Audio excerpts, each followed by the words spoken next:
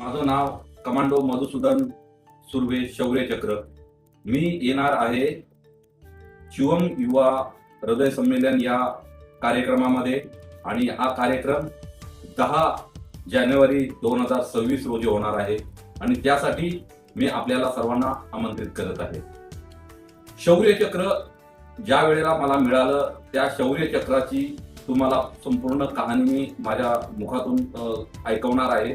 11 गोळ्या लागून सुद्धा मी आज आपल्यासमोर जो उभा आहे त्या पाठीमागचं एक देशासाठी लढाईची शक्ती कशी मिळते याच्याबद्दल मी तुम्हाला सांगणार आहे।